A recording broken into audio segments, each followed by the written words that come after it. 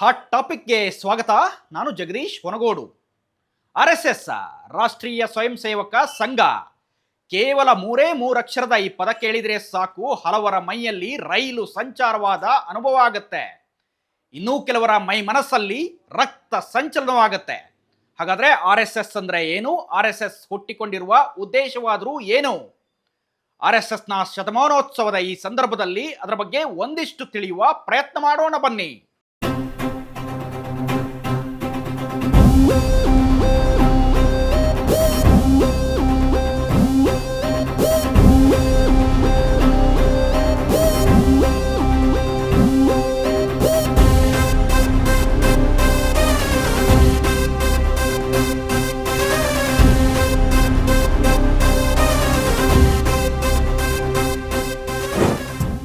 ಇಂದಿನ ಹಾಟ್ ಟಾಪಿಕ್ನಲ್ಲಿ ನಾವು ನಮ್ಮ ದೇಶದ ಪ್ರಧಾನಿ ಹಾಗೂ ಹ್ಯಾಟ್ರಿಕ್ ಗೆಲುವು ಗಳಿಸಿದ ಸರದಾರನ ಬಗ್ಗೆ ಮಾತನಾಡಲು ಹೊರಟಿದ್ದೇವೆ. ಆಧುನಿಕ ಭಾರತದ ಇತಿಹಾಸದಲ್ಲಿ ಸ್ವತಃ ಒಂದು ಅಧ್ಯಾಯವನ್ನು ಬರೆದ ಸಾರ್ವಜನಿಕ ನಾಯಕನ ಬಗ್ಗೆ ನಾವು ಚರ್ಚಿಸುತ್ತಿದ್ದೇವೆ. ನೈತಿಕ ಧೈರ್ಯದ ಕೊರತೆಯಿಂದಾಗಿ ಮತ ಬ್ಯಾಂಕ್ಗಳನ್ನು ಕಳೆದುಕೊಳ್ಳುತ್ತೇವೆ ಎಂದು ಭಾವಿಸಿ ಹಿಂದಿನ ಸರ್ಕಾರಗಳು ಬದಿಗಟ್ಟಿದ್ದ ನೀತಿಗಳನ್ನು ಮೋದಿ ಸರ್ಕಾರ ಆಚರಣೆಗೆ ತರುತ್ತಿದೆ. ಅಂದರೆ ಸಂವೇದನಾಶೀಲ ನಿರ್ಧಾರಗಳೊಂದಿಗೆ ಶತ್ರು ದೇಶಗಳನ್ನು ರಾಜತಾಂತ್ರಿಕವಾಗಿ ನಿರ್ಬಂಧಿಸುತ್ತಿದೆ. ಅಂದರೆ ಅಡೆತಡೆಗಳನ್ನು ನಿವಾರಿಸಿ ಅಭಿವೃದ್ಧಿ ಹೊಂದಿದ ಭಾರತದತ್ತ ಸಾಗಲು ಮತ್ತು ಕ್ರಾಂತಿಕಾರಿ ನಿರ್ಧಾರಗಳೊಂದಿಗೆ ದೇಶದ ಹಾದಿಯನ್ನು ಬದಲಾಯಿಸುತ್ತಿರುವ ಮೋದಿಯ ಹಿಂದೆ ಅದ್ಯಾವುದೋ ಶಕ್ತಿ ಇದೆ. ಹಾಗಾದ್ರೆ ಅದು ಏನು? ನಮಸ್ತೆ ಸದಾ ವತ್ಸಲೆ ಮಾತೃಭೂಮೆ ತ್ವಯ ಹಿಂದೂ ಭೂಮೆ ಸುಖಂ ವರ್ಧಿತೋಹಂ ಅನ್ನೋ ಹಾಗೆ ಸ್ವಾತಂತ್ರ್ಯ ಹೋರಾಟದಲ್ಲಿ RSS ಪಾತ್ರವನ್ನು ಪ್ರಶ್ನಿಸಿದವರಿಗೆ ಅವರು ದಿಟ್ಟ ಉತ್ತರ ನೀಡುತ್ತಿದ್ದಾರೆ. ಸಂಘದ ನೈತಿಕ ಬಲವು ಪ್ರಸ್ತುತ ಸರ್ಕಾರಕ್ಕೆ ಬೆನ್ನೆಲುಬಾಗಿ ನಿಲ್ಲುತ್ತೆ ಅನ್ನುತ್ತಾರೆ ಮೋದಿಜಿ.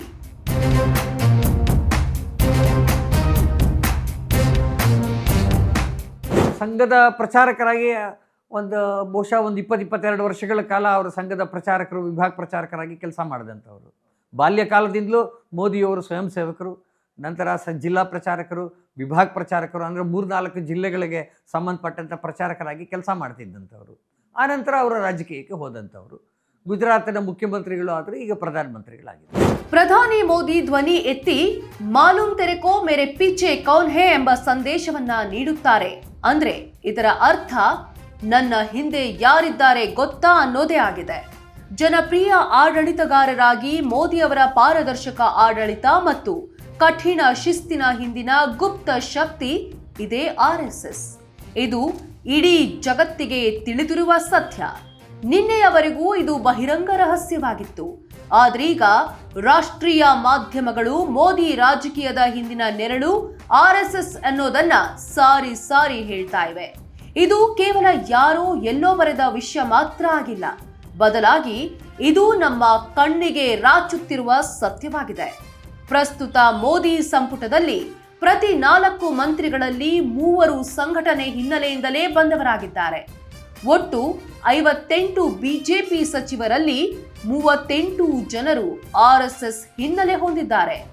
ನಿರ್ಮಲಾ ಸೀತಾರಾಮನ್, ಜೈಶಂಕರ್, ಅಮಿತ್ ಶಾ, ರಾಜನಾಥ್ ಸಿಂಗ್, ನಿತಿನ್ ಗಡ್ಕರಿ, ಶಿವರಾಜ್ ಸಿಂಗ್ ಚೌಹಾಣ್, ಪಿಯೂಷ್ ಗೋಯಲ್ನಂತಹ ನಾಯಕರಿಗೆ ಮೋದಿ ಪ್ರಮುಖ ಖಾತೆಗಳನ್ನು ನೀಡಿ ತನ್ನ ಎಡಬಲದಲ್ಲಿ ಇಟ್ಕೊಂಡಿದ್ದಾರೆ.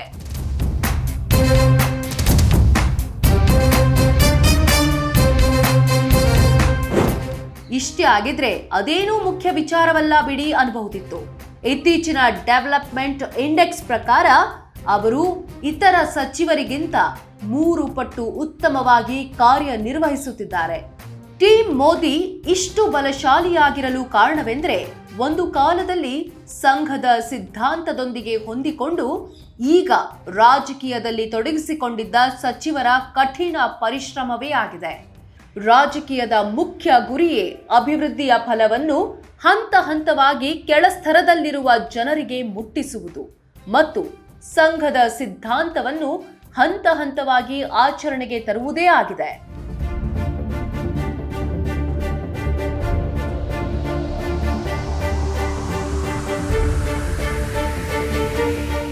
ಪ್ರಧಾನಿ ಮೋದಿ ಅವರು ಸಂಘಕ್ಕಾಗಿ ಪೂರ್ಣ ಸಮಯ ಕೆಲಸ ಮಾಡಿದರು, ಖಾಕಿ ಧರಿಸಿದ್ದರು ಮತ್ತು ಸಂಘ ವಿಧಿಸಿದ ಕಟ್ಟಾಜ್ಞೆಗಳನ್ನು ಪಾಲಿಸಿದವರು, ಸಮಯ ಪಾಲನೆಯ ಪ್ರಕಾರವೇ ನಡೆದವರು.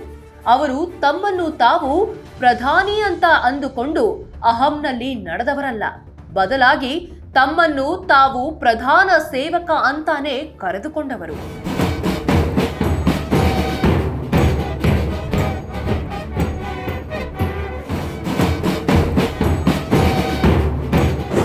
ಏಷ್ಯಾದ ಇತರ ಎಲ್ಲಾ ರಾಷ್ಟ್ರಗಳ ಪ್ರಜಾಪ್ರಭುತ್ವಗಳು ಕುಸಿಯುತ್ತಿರುವ ಹೊತ್ತಿನಲ್ಲಿ ನಮ್ಮ ದೇಶವು ಉನ್ನತ ಸ್ಥಾನದಲ್ಲಿ ನಿಲ್ಲಲು ಕಾರಣ ಇಲ್ಲಿನ ಸ್ಥಿರ ಆಡಳಿತ. ಮೋದಿ ಸಹಿ ಮಾಡಿ ಜಾರಿಗೆ ತಂದ ಅನೇಕ ನೀತಿ ನಿರ್ಧಾರಗಳ ಫಲದಿಂದ ಅಭಿವೃದ್ಧಿ ಹೊಂದಿದ ಭಾರತ ನಮ್ಮ ಮುಂದೆ ಹೊರಹೊಮ್ಮುತ್ತಿದೆ. ಮೋದಿ ಸರ್ಕಾರ ಯಾವುದೇ ಹೊಸ ಕಲ್ಪನೆಯನ್ನು ಪ್ರಯತ್ನಿಸಿದ್ರೂ ಆರಂಭದಲ್ಲಿ ಅದು ಅಸಾಧ್ಯವೆಂದು ಭಾವಿಸಿದವರು ಹಲವರು. ಅದು ಯಶಸ್ವಿಯಾಗಿ ಜಾರಿಗೆ ಬಂದಾಗ ಕೆಲವರು ತಮ್ಮ ಬೆರಳನ್ನು ಮೂಗಿನ ಮೇಲಿಟ್ಟು ಆಶ್ಚರ್ಯಚಕಿತರಾಗುವಂತೆ ಮಾಡಿದ್ದಾರೆ. GST 2.0 ಏನಾಗಿತ್ತು? ಇದಕ್ಕೂ ಮೊದಲು ಡಿಜಿಟಲ್ ಪಾವತಿ ವ್ಯವಸ್ಥೆ, ಸರ್ಜಿಕಲ್ ಸ್ಟ್ರೈಕ್, ಆಪರೇಷನ್ ಸಿಂಧೂರ್ ಇವೆಲ್ಲವೂ ಮೋದಿ ಜಾರಿಗೆ ತಂದ ಕ್ರಾಂತಿಕಾರಿ ಕ್ರಮಗಳೇ ಆಗಿವೆ. ಆರ್ಟಿಕಲ್ 370ನೇ ರದ್ದುಪಡಿಸುವುದು ಮತ್ತು ತ್ರಿವಳಿ ತಲಾಖ್ ರದ್ದತಿಯಂತಹ ದಿಟ್ಟ ನಿರ್ಧಾರಗಳೊಂದಿಗೆ ಮೋದಿ ಸರ್ಕಾರವು ಮುಸ್ಲಿಂ ಸಮುದಾಯವನ್ನೂ ಸಹ ತನ್ನ ತೆಕ್ಕೆಗೆ ತೆಗೆದುಕೊಳ್ಳುವ ಪ್ರಯತ್ನ ಮಾಡಿದೆ.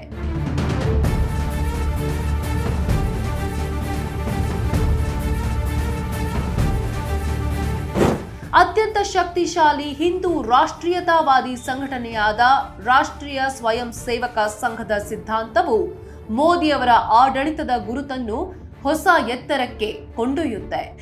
ಸೂಕ್ಷ್ಮವಾಗಿ ಯೋಚಿಸುವ ಮನಸ್ಸುಗಳಿಗೆ ಇದು ಈಗಲ್ಲ, ಹಲವು ವರ್ಷಗಳ ಹಿಂದೆಯೇ ಈ ಹೊಳಪು ಸಿಕ್ಕಿದೆ.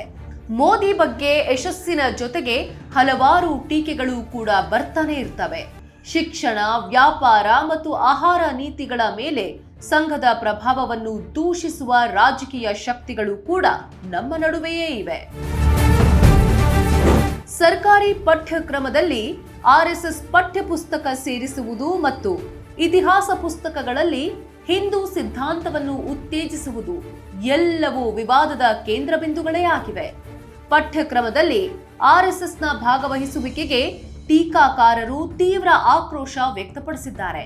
ಅಲ್ಪಸಂಖ್ಯಾತರ ಅಸ್ತಿತ್ವ ಮತ್ತು ಹಕ್ಕುಗಳಿಗೆ ಹಾನಿಯಾಗುತ್ತಿದೆ ಮತ್ತು ದೇಶವನ್ನು ಹಿಂದೂಸ್ಥಾನವನ್ನಾಗಿ ಪರಿವರ್ತಿಸುವ ಪ್ರಯತ್ನ ನಡೆಯುತ್ತಿದೆ ಎಂದು ಹಲವರು ಹೇಳುತ್ತಾರೆ.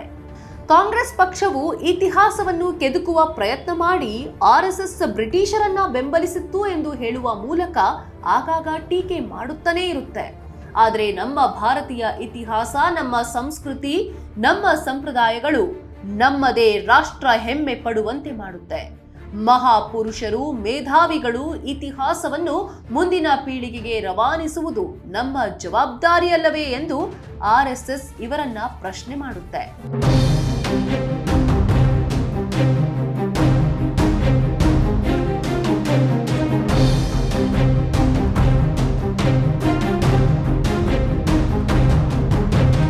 ಸಂಘದ ನಿಲುವು ಬಹಳ ಸ್ಪಷ್ಟ. ವಿವೇಕಾನಂದರು ಹೇಳ್ತಾ ಇದ್ದಂಗೆ ಮಾನವ ನಿರ್ಮಿತಿಯ ಶಿಕ್ಷಣ ಬೇಕು ಅಂತ ನಾವು ಹೇಳ್ತಕ್ಕಂಥದ್ದು. ವ್ಯಕ್ತಿ ತನ್ನ ಕಾಲ ಮೇಲೆ ನಿಲ್ತಕ್ಕಂಥ, ದೇಶದ ಬಗ್ಗೆ, ರಾಷ್ಟ್ರದ ಬಗ್ಗೆ, ಸಮಾಜದ ಬಗ್ಗೆ ಅನುಕಂಪ ಮತ್ತು ದೇಶ ರಾಷ್ಟ್ರ ಮೊದಲು ಅಂತಕ್ಕಂಥ ಭಾವನೆ ಇಟ್ಕೊಂಡಿರ್ತಕ್ಕಂಥ, ಸುತ್ತಮುತ್ತಲಿನ ಸಮಾಜಕ್ಕೆ ಅನುಗುಣವಾಗಿ ಬೆಳೀತಕ್ಕಂಥ, ರಾಷ್ಟ್ರ ಪ್ರಜ್ಞೆನ ಇಟ್ಕೊಂಡಿರ್ತಕ್ಕಂಥದ್ದು ಮತ್ತು ಪರಪ್ರಜ್ಞೆನ ಇಟ್ಕೊಂಡಿರ್ತಕ್ಕಂಥದ್ದು, ಸುತ್ತಮುತ್ತಲಿನ ಸಮಾಜದ ಬಗ್ಗೆ ತಾನು ಏನು ಅನ್ನೋದ್ರ ಬಗ್ಗೆ ಪ್ರಜ್ಞೆ ಇಟ್ಕೊಂಡಿರ್ತಕ್ಕಂಥದ್ದು ಮತ್ತು ಸುತ್ತಮುತ್ತ ಇರ್ತಕ್ಕಂಥ ಇಡೀ ಚರಾಚರ ಸೃಷ್ಟಿಯ ಬಗ್ಗೆ ಗೌರವನ ಇಟ್ಕೊಂಡಿರ್ತಕ್ಕಂಥದ್ದು, ಈ ರೀತಿಯ ಶಿಕ್ಷಣ ಸಿಗಬೇಕು. ಅವನು ಒಬ್ಬ ಪರಿಪೂರ್ಣ ಮನುಷ್ಯ ಆಗಬೇಕು. Education is the manifestation of the perfection already exist in man ಅಂತ ವಿವೇಕಾನಂದರು ಹೇಳಿದ್ರು. ಆ ರೀತಿಯ ವ್ಯಕ್ತಿನ ಸಂಪೂರ್ಣವಾಗಿ ನಿರ್ಮಾಣ ಮಾಡ್ತಕ್ಕಂಥ ಶಿಕ್ಷಣ ಕೊಡಬೇಕು ಅಂತ ನಾವು ಹೇಳ್ತಕ್ಕಂಥದ್ದು.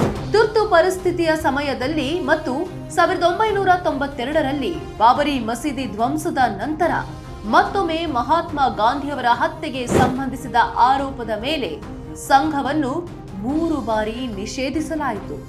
ಆದರೆ ಗಾಂಧಿಯವರ ಹತ್ಯೆಗೂ ಸಂಘಕ್ಕೂ ಯಾವುದೇ ಸಂಬಂಧವಿಲ್ಲ ಎಂದು ಪುರಾವೆಗಳೊಂದಿಗೆ ಸಾಬೀತಾಯಿತು. ಅಲ್ಲಿಗೆ ಆರ್ಎಸ್ಎಸ್ ನಿಷೇಧ ಮಾಡುವ ಅಥವಾ ನಿರ್ಬಂಧ ಹೇರುವ ಪ್ರಯತ್ನ ಕಡಿಮೆಯಾಯಿತು. ಪ್ರಸ್ತುತ ಆರ್ಎಸ್ಎಸ್ ಸಂಪೂರ್ಣವಾಗಿ ಕಾನೂನುಬದ್ಧ ಸಂಘಟನೆಯಾಗಿದೆ. ದೇಶದ ಪ್ರಗತಿಯಲ್ಲಿ ಆರ್ಎಸ್ಎಸ್ನ ಪಾಲ್ಗೊಳ್ಳುವಿಕೆಯನ್ನು ಬೇಷರತ್ತಾಗಿ ಪ್ರಮಾಣೀಕರಿಸಲಾಗಿದೆ. ಮತ್ತು ಇಡೀ ದೇಶದಲ್ಲಿ ಅತ್ಯಂತ ಚಿತ್ರಹಿಂಸೆಗೆ ಒಳಗಾದಂಥವರು ಸ್ವಯಂ ಸೇವಕರು. ಅನೇಕರು ತಮ್ಮ ಜೀವನವನ್ನು ಕಳ್ಕೊಂಡ್ರು, ಕೈಕಾಲುಗಳಂತ ಶಾಶ್ವತ ಊನ ಮಾಡಿಕೊಂಡ್ರು. ಏರೋಪ್ಲೇನ್ ಅಂತಹ ಅತ್ಯಂತ ಕಠಿಣ ಶಿಕ್ಷೆ, ಚಪಾತಿಯಂತಹ ರೋಲರ್ ಶಿಕ್ಷೆಗಳು, ಇದು ಎಲ್ಲವನ್ನೂ ಕೂಡ ಅನುಭವಿಸಿದ್ರು. ಆದರೆ ಯಾವುದೇ ವ್ಯಕ್ತಿ ಕೂಡ ಈ ರೀತಿ ಭೂಗತ ಪತ್ರಿಕೆ ಪ್ರಕಟ ಆಗುವಂಥದ್ದಾಗಲಿ ಅಥವಾ ಸಂಘದ ಪ್ರಮುಖ ಕಾರ್ಯಕರ್ತರು ಯಾರು ಭೂಗತರಾಗಿದ್ದರು ಅವ್ರ ಬಗ್ಗೆ ಆಗಲಿ ಮಾಹಿತಿ ಕೊಡಲಿಲ್ಲ. ಪೊಲೀಸ್ನವರಿಗೆ ಭೇದಿಸೋಕ್ಕೆ ಸಾಧ್ಯವೇ ಆಗದೆ ಇರತಕ್ಕಂಥ ಪರಿಸ್ಥಿತಿಯಲ್ಲಿ 21 ತಿಂಗಳುಗಳ ಕಾಲ ಆ ಹೋರಾಟ ನಡೀತು.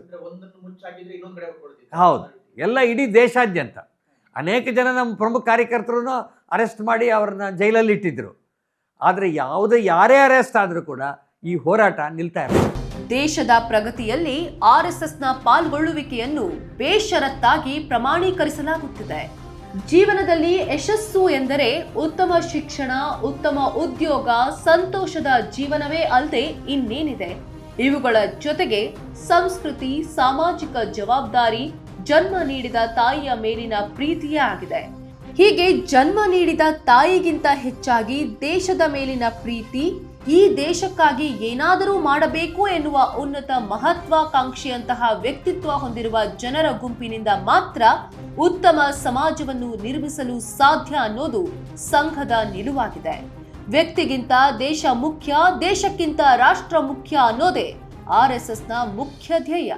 ಈ ಗುರಿಯನ್ನು ಸಾಧಿಸಲು ರೂಪುಗೊಂಡ ರಾಷ್ಟ್ರೀಯ ಸ್ವಯಂ ಸೇವಕ ಸಂಘದ ಶಾಖೆಗಳಲ್ಲಿ ಪ್ರತಿನಿತ್ಯ ಇದನ್ನೇ ಕಲಿಸಲಾಗುತ್ತಿದೆ.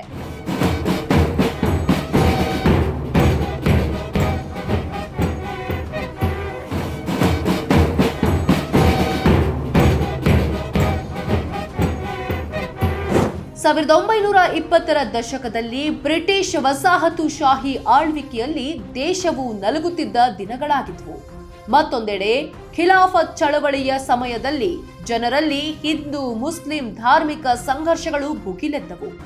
ರಾಷ್ಟ್ರೀಯತೆ ಹೆಚ್ಚಾದಲ್ಲಿ ಮತ್ತು ಹಿಂದೂ ಸಮುದಾಯ ಒಗ್ಗಟ್ಟಾಗದ ಹೊರತು ಬದುಕುಳಿಯುವುದು ಅಸಾಧ್ಯವಾದ ತುರ್ತು ಪರಿಸ್ಥಿತಿಯಲ್ಲಿ ಆರ್ಎಸ್ಎಸ್ ಪಾತ್ರ ಮಹತ್ವವಾಗಿತ್ತು.